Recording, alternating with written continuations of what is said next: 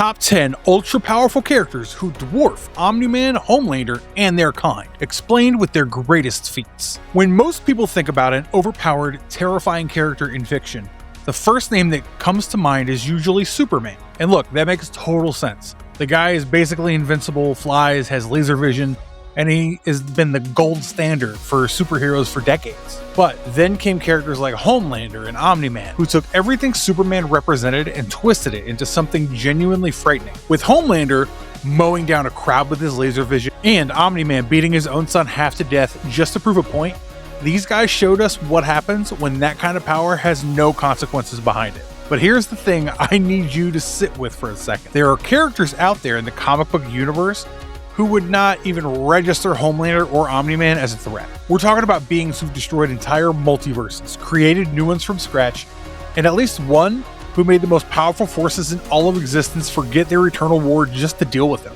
Today, we're counting down 10 of those characters, and by the time we're done, I promise you, the word powerful is never going to mean the same thing again. Let's get into it. Molecule Man. Yeah, I mean it. Molecule Man is the absolute top. Because I want you to hear me clearly. None of the other entities in our list will represent what sheer amount of power can do or be like other than Molecule Man. You can say that this is a controversial pick, but once you understand who Owen Reese is and what he did, then you'll realize why he's here. I love Owen Reese because of how dichotomous his whole existence as Owen Reese and a Molecule Man can be. When you first meet Owen Reese, you see a joke. He's a nerd, yes, but not the kind of nerd Andrew Garfield was when he was Spider-Man. Owen Reese is the sweaty, nervous, and insecure nerd that we genuinely do not pay mind to. Don't lie to me. I know you guys have met that kind of nerd in your life when you were in school and they were not your best friend. But then this nerd, who works as a lab technician, gained his powers when there was an industrial level accident with an atomic device. You know, big boom. And for decades, he was rightfully treated as a mid-tier villain. He's super powerful, but he's very psychologically frail, so he's very easy to exploit. Several heroes literally won against Molecule Man just by leaning into his self-doubt. His own issues become the biggest road bumps in his path to success. And since this kind of weakness is really comical in most cases, his power was always ignored whenever there was a discussion of power scaling. But there's another side to it. Later down the line, we find out from Rabam Alal, also known as Victor Von Doom, that the Beyonders, this race of extra-dimensional beings, were responsible for the accident that turned Owen Reese into Molecule Man. The Beyonders used a child unit called the Beyonder on the Molecule Man, which turned him into a singularity. What I mean is, in every multiverse, Molecule Man is identical,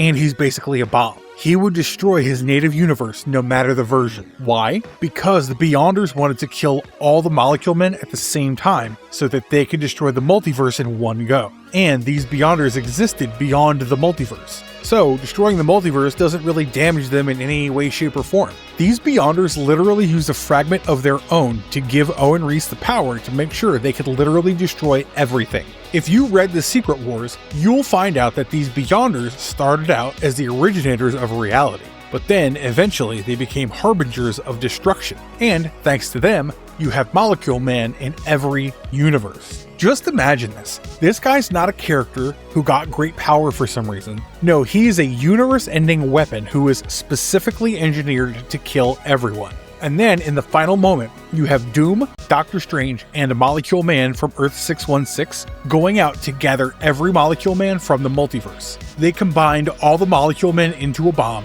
and they directed it towards the Beyonders. This understandably killed off the Beyonders. And then Earth 616 Molecule Man absorbed the power and channeled it to Doom. Then Doom used the power to create Battleworld.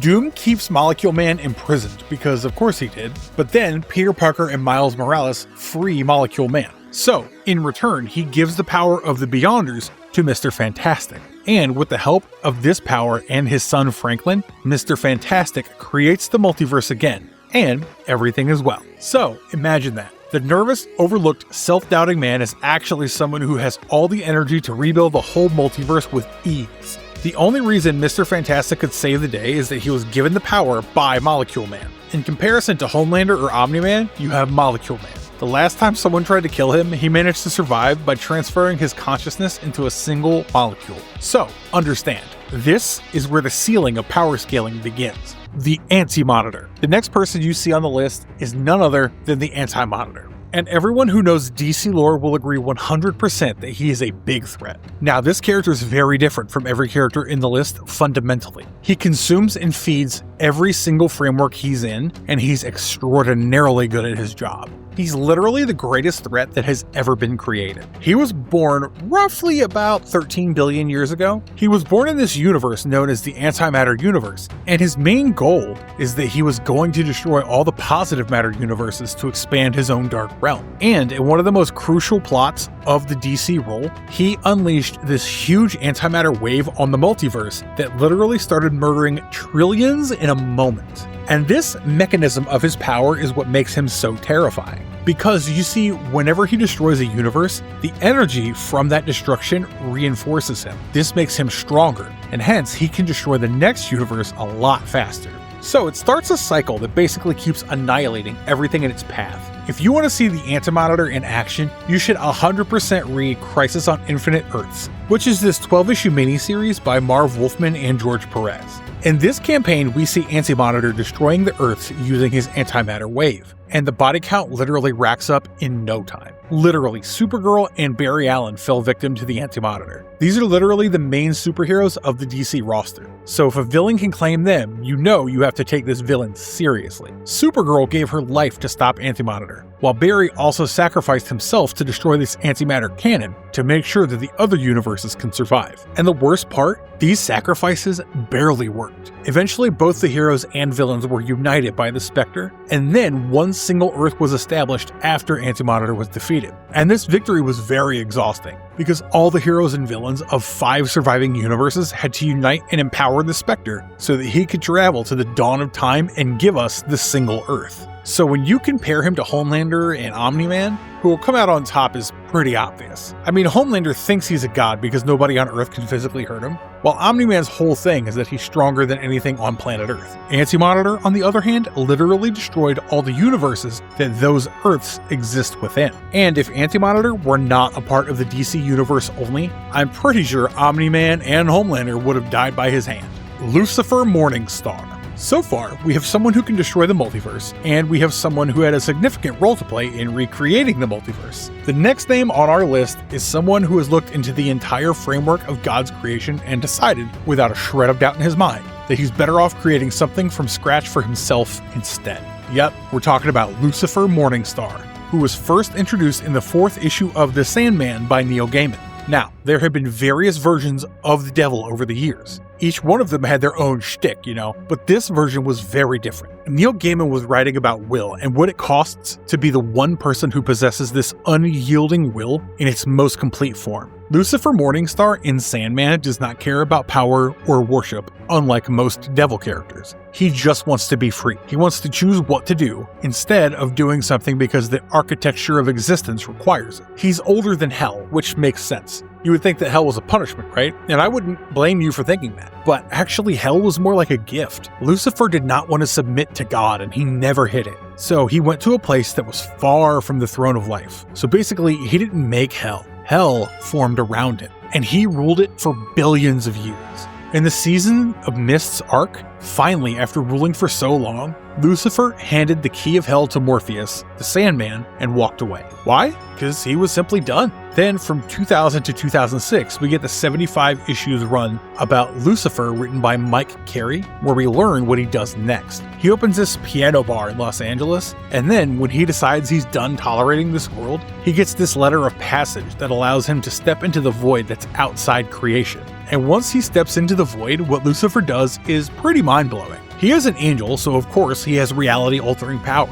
When Michael's demiurgic power exploded, Lucifer used that energy to create a universe of his own design, and even made life on this world. Because this is what he was meant to do, At the dawn of time, when God created the archangels, Michael was supposed to create energy to form creation, while Samael, who we know as Lucifer, would shape and form the energy to create something. So yeah, you've got to understand, Lucifer is worthy of his spot. Now you could argue that he is 3 when he should be in position number 1. And to that I say, he is one of the most genuinely awe-inspiring characters. But when you compare him with the biological structure of Molecule Man, who was just a guy like us and then became something completely different, I have to give him this spot. But that doesn't mean that Lucifer's not awesome. He's quite literally the representation of creation itself. He brought something into existence from nothing, motivated by personal will and a refusal to live someone's story. He was a main character because he wanted to be a main character. And in comparison to him, Homelander and Omni-Man don't stand a chance.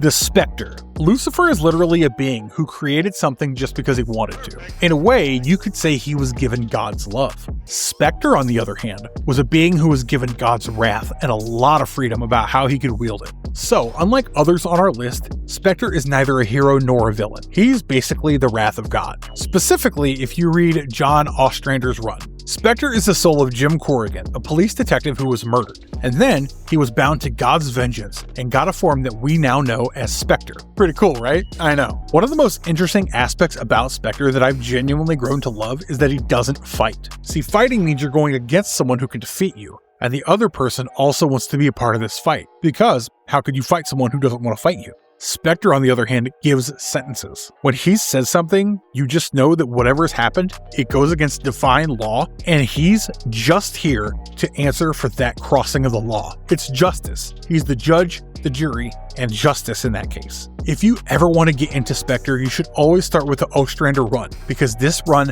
particularly asks the right questions, such as, what happens when the hand of God is wielded by someone who was once human and knows the fallacies of humans? It asks us and Spectre himself what the moral cost of being the hand of wrath that absolute is. Cities and nations can be erased if Spectre calls it as such, but Spectre has to know that this is the right move before he makes that call. And then you have the Day of Vengeance in 2005. This is a Bill Willingham miniseries where we see Spectre without the human anchor. His soul is basically corrupted, and as a result, he becomes this force of annihilation. He literally goes against magic itself, like the very concept of magic as a power. He begins to systematically target magical artifacts and begins hoping to bring the entire architecture down that was not his. And he was almost able to succeed because he is a man who has nothing to lose. He has no ties to Earth except his soul. So, when he wants to go all out, he can quite literally go all out. The Beyonder. Yeah, we're talking about the being that was first introduced in the first Secret Wars. Yep, the omnipotent embodiment of a completely separate multiverse. So Beyonder is from this dimension, where he's the only thing that exists. Yeah, the only thing. So there was nothing to limit his power or test his powers against. He was wielding the power. And then, when he arrived in the Marvel Universe, the thing that confused him the most was how many things existed. In his eyes, the idea of so many things existing in the same place was straight up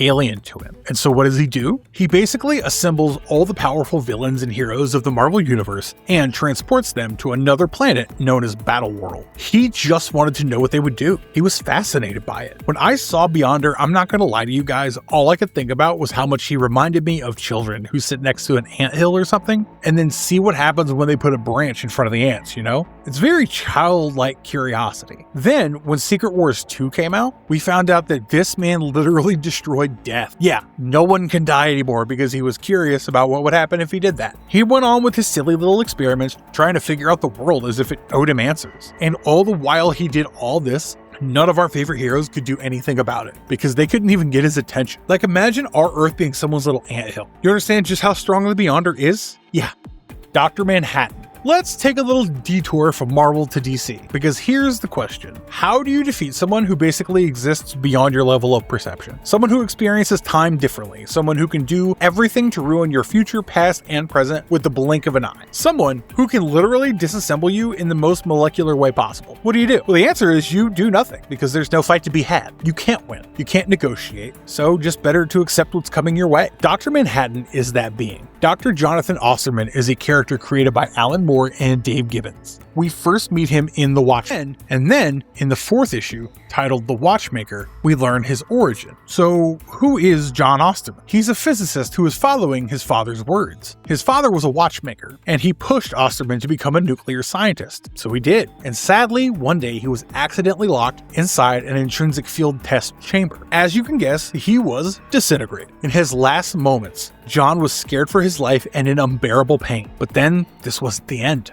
Over the next few months, his consciousness slowly started to take form, and then, on November 22nd, he finally gained full material form. And what he became was something beyond what he thought was possible. He did not perceive time the same way we do, and neither could he perceive the people around him the way we do, because he was now a being who could see time in front of him, past, present, and future at the same time. And this wasn't just about his lifetime. Oh, no. This was about the entire universe's timeline. He knew everything. In 2017's Doomsday Clock, written by Jeff Johns and Gary Frank, it's confirmed that Dr. Manhattan has entered the DC universe and spent decades reshaping it from the outside. He literally reached into the timeline and prevented Alan Scott from ever becoming the first Green Lantern, which means, yeah, the current incarnation of DC, which is the New 52 reboot, started because Manhattan was meddling with a key moment in DC history, and as a result, it prevented the formation of the Justice Society of America. Now, maybe for people who are new to the DC universe, this doesn't sound like a big deal,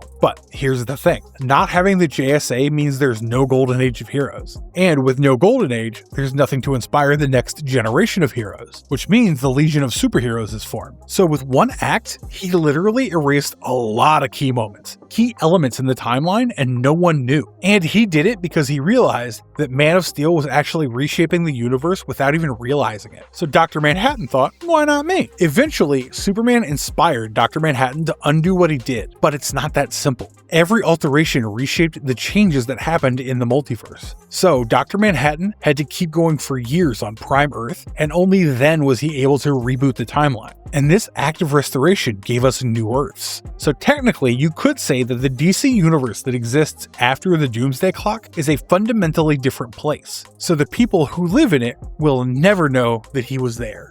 Spawn, God form. Next up on our list, we have Albert Francis Simmons. He is the fictional anti-hero who showed up in May 1992. He was a government assassin who died and went to hell because he had committed several crimes against humanity. However, there, Simmons made a deal with Malebolgia and was given a new life. He became a Hellspawn so that he could see his wife one more time. But Malebolgia was no saint. So of course, this deal came with some terms and conditions applied that Spawn didn't read. Simmons was brought back to life 5 years later and was unrecognizable to his wife and could barely remember any things about himself. And this is where we begin. He knew he was a weapon, but he didn't know why or how. And so, with no other choice, Simmons worked his way up. He fought his way through the ranks of Hell's hierarchy and navigated impossible politics for a cosmic war where he was a pawn, and he came out on top. He defeated Malebolgia, the demon who created him, and ruled both heaven and hell when the choice was given to him. He refused to lead Hell's army because he had his own agenda. Then the Armageddon arrived, and there was this huge war between hell and heaven, which this whole 150 issues was building up to.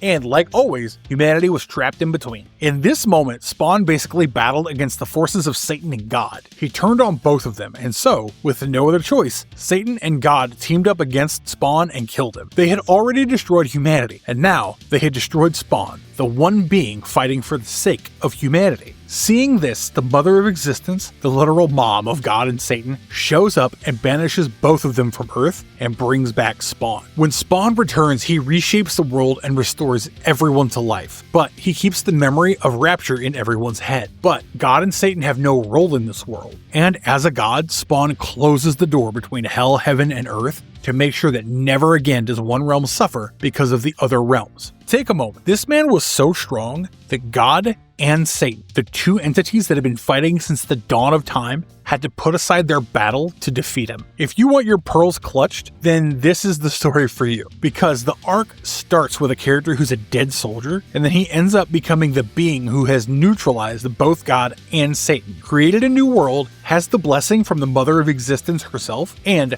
decided unanimously to stop the divine fight by himself. I mean, I don't need to spell out why he's cooler than Homelander, do I?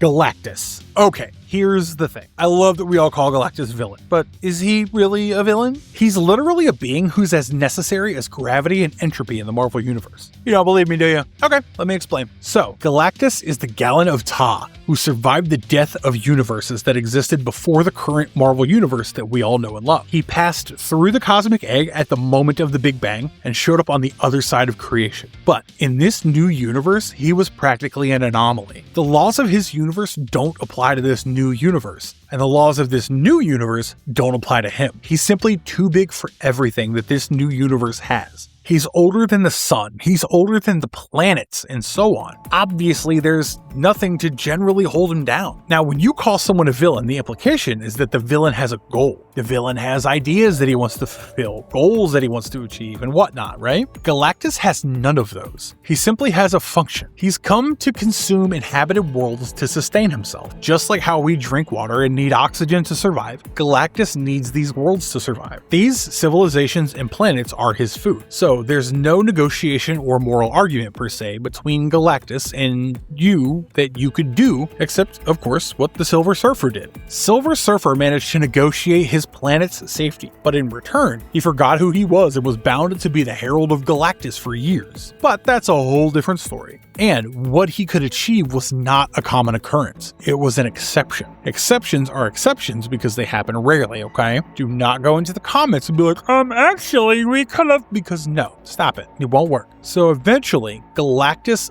obviously comes to Earth. 8 billion people. Very yummy in his tummy if you catch my drift, I suppose. But Galactus did not eat Earth. Why? Well, it wasn't like our heroes kicked his ass and he had to go home. No. See, the Fantastic Four found the ultimate nullifier, the only weapon that could have destroyed him. Plus, because of Sue Storm, the Silver Surfer revolted against Galactus, and Reed Richards promised that he would help Galactus find other energy sources. You could say the exception happened again, but here's why I disagree. I don't think Galactus really cared about the Silver Surfer or Richards in the slightest. If the ultimate nullifier weren't in the equation, he would have gobbled Earth up. No one wants to die, and Galactus is no different. That's why he chose to spare Earth. The Scarlet Witch. Imagine someone so powerful that she could rewrite the whole world with just 3 words. That someone is Wanda Maximoff, our dear Scarlet Witch. She's a character who literally holds the power over probability and reality, which, as you know, has no defined upper limit. And after the events of House of M, I would say be very careful about pissing her off. So for those who never got around to reading this, after the horrible events of Avengers Disassembled, Wanda had a breakdown. She was living in Genosha under Magneto's care. Professor X tried really hard to help her heal her mind, but nothing was working. Now, Quicksilver, Wanda's brother, knows that Wanda losing her grip over her power will endanger everyone, which means that she's a constant threat. And if Professor X can't heal her, then most likely she would be killed. So to prevent that from happening, Quicksilver asks her to rewrite a reality where everyone's deepest desires are fulfilled. As a result, a new world is created where the mutants are the ruling class, but everyone did not forget their memories. Wolverine remembered what the actual reality was like, and with Magneto as the ruler of House of M, things would go south really fast. So, Wolverine wakes up the other heroes and urges them to fight back, but soon Magneto learns of the deception, and when he does, he attacks Quicksilver. Wanda, desperate to keep everyone safe, utters, "No more mutants," which immediately depowers the majority of the mutant population. Anyone who's into X-Men lore will know that the X-Men get their power from a genetic composition. So Wanda quite literally changed everyone's genetic code in an instant, which drastically altered the Marvel Universe as a whole. This is an insane level of power, because when you think about it, no one knew what happened until it had already happened, because there was no violence in her action. Everything changed overnight, and no one felt any different. The Plutonian. The last name we have on our list is the Plutonian. On this scale, he's the most human of them all. In a way, you can at least understand his powers and visualize them even. But still, the Plutonian is way too powerful when you compare him with Homelander or Omni-Man. So the Plutonian, written by Mark Waid, on the surface looks like someone who belongs in the same weight class as Omni-Man and Homelander. You have heat vision, invulnerability, flight, the whole physical package. But unlike others, the Plutonian cares about what he thinks he can do and how he acts on those thoughts. when he stops caring about the consequences. To put it into perspective, Homelander's a reactive character. Something or someone triggers him and he lashes out. Omni-Man, on the other hand, is calculating and holds himself back to a degree, but he works on a framework of conquest. He has goals, and he's ready to do whatever he needs to achieve them. The Plutonian, on the other hand, is a planner. He identifies what the most devastating thing he could do against someone or something that has pissed him off is, and he does it deliberately. Like, for example, the first thing he does is he cracks the Van Allen belt. This is the magnetic field that shields Earth from the worst of the sun's radiation. This was a system that was meant to be in place for the sake of keeping everyone safe, and the Plutonian said bye-bye to it. He knew what would happen when he destroyed it, but he still did it. And then he goes ahead and destroys Singapore. Not for the sake of it, mind you, he did it as a message. He wanted to remove it from the map just to make sure that everyone knew he was crazy and was willing to push the boundaries hella far to achieve his goals. And all of this happens in the very first issue. Throughout all 4 issues of Irredeemable,